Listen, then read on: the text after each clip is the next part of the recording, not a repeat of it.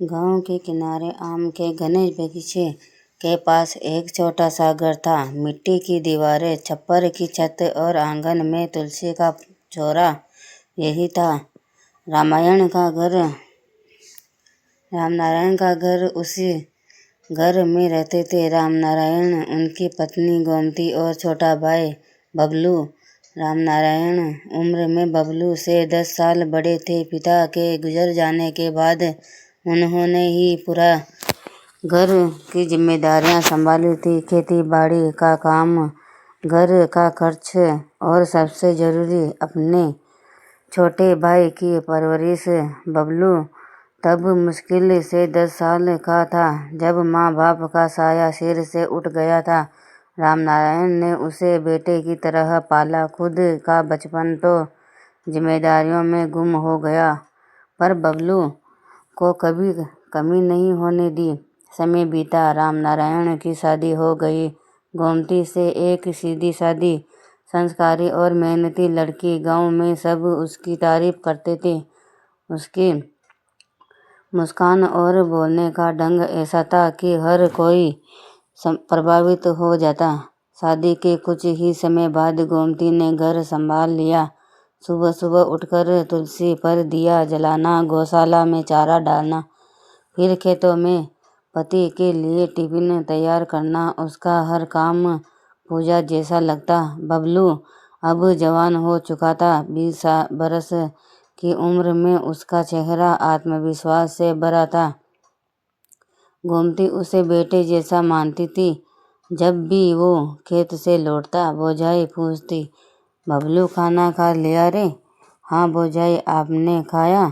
अरे तेरे बिना मैं कब खाती हूँ। पहले तो बेट ऐसे ही प्यार से भरे थे उनके दिन। एक दिन गांव में शादी का न्योता आया। पास के गांव में गोमती की सहेली की शादी थी। घर में हलचल थी, जाने की तैयारी चल रही थी।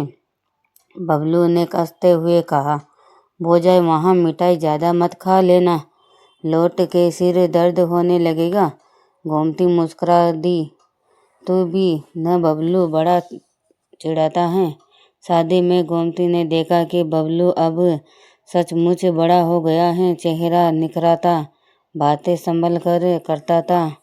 उसे लगा कि अब बबलू के लिए भी रिश्ता देखना चाहिए। रात को जब सब सो गए, उसने रामनारायण से कहा, सुनिए, अब बबलू की शादी कर दीजिए। लड़का तो अब पूरा जिम्मेदार हो गया है। रामनारायण ने मुस्कुराते हुए कहा, हाँ मैं भी यही सोच रहा था, पर पहले थोड़ा रुपया जोड़ लूँ, फिर अच्छे घर की लड़की ढूंढेंगे। गोमती को ये बात सुनकर सुकून मिला। उसे सच में लगता था कि जिस दिन बबलू के घर में बहू आएगी, घर की रौनक दोगुनी हो जाएगी। कुछ महीनों बाद पास के गांव में एक रिश्ता आया। राधा नाम की लड़की का। वो भी सीधी सादी थी, पर पढ़ी लिखी और थोड़ा नटखट स्वभाव की। शादी तय हो गई। बबलू शर्माता था, भौजाई चहकती थी। शादी के दिन जब बारात निकली, गोमती ने बबलू को तिलक लगाते हुए कहा, जा रे, अब तू अपना घर बसा ले, खुश रहना और बहू को प्यार देना। बबलू ने भावुक होकर कहा, भौजाई आप ही तो मेरे लिए माँ जैसी हैं, अब आपको छोड़कर जाऊंगा कैसे। गोमती की आंखें भर आई, पर मुस्कुराई। अब तू जहाँ रहेगा वहाँ मेरी दुआ रहेगी। राधा जब ससुराल आई तो घर में रौनक लौट आई, लेकिन धीरे धीरे छोटे घर में दो औरतों के बीच अनकहा द्वंद शुरू हो गया। राधा आधुनिक सोच वाली थी, जबकि गोमती परंपराओं में जीने वाली। राधा को भौजाई का हर काम पुराना तरीका लगता था, चाहे खाना बनाने का तरीका हो या घर चलाने का ढंग। गोमती उसे समझाने की कोशिश करती, बिटिया घर वही अच्छा लगता है जहाँ सब मिलकर रहे, राधा हंसकर कहती, भौजाई अब जमाना बदल गया है, हर बात में नियम कायदा कहाँ चलता है।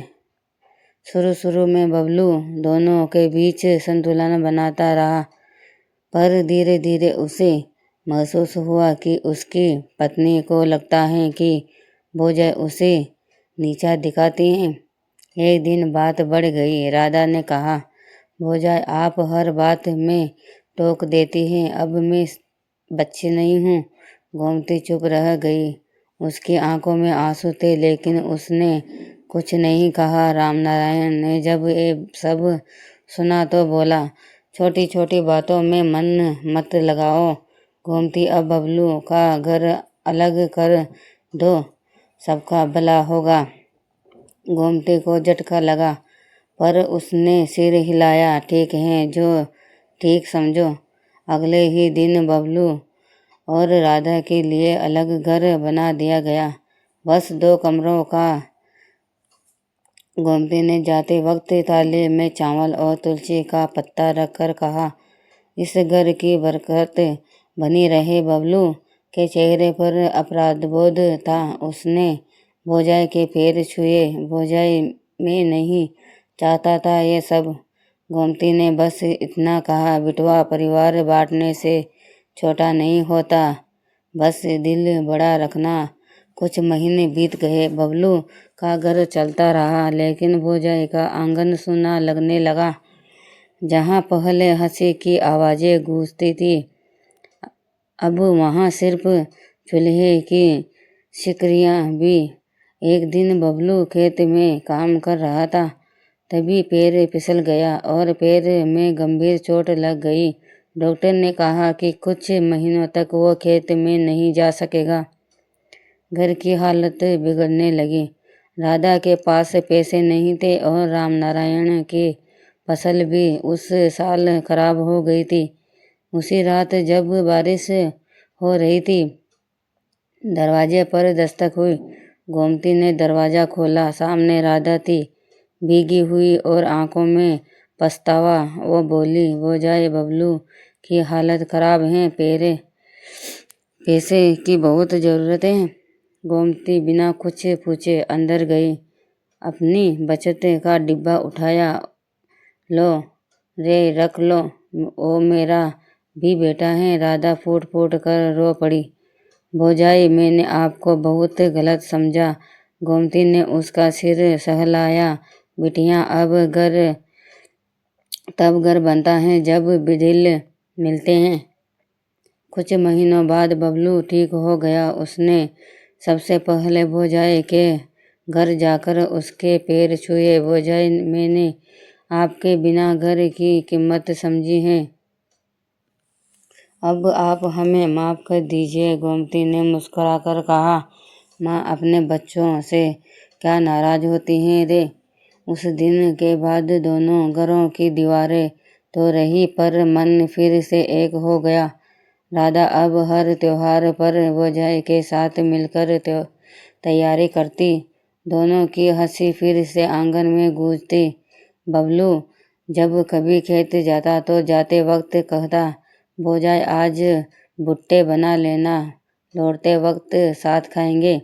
गोमती की आंखों में अपनापन छलकता। ठीक है बिटवा, तेरे लिए खास बनाऊंगी।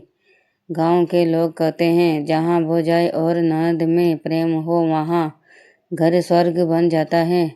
गोमती और बबलू की कहानी यही सिखाती है कि रिश्ते खून से नहीं, भावनाओं से बनती हैं। कभी कभी अहंकार और गलतफहमियाँ रिश्तों को तोड़ देती हैं, लेकिन अगर दिल में सच्चाई हो तो टूटे हुए रिश्ते भी जुड़ जाते हैं। सालों बाद जब रामनारायण बूढ़े हो गए तो एक दिन आंगन में बैठे हुए बोले, गोमती देखो न, हमारा घर फिर से हंसी से भर गया है।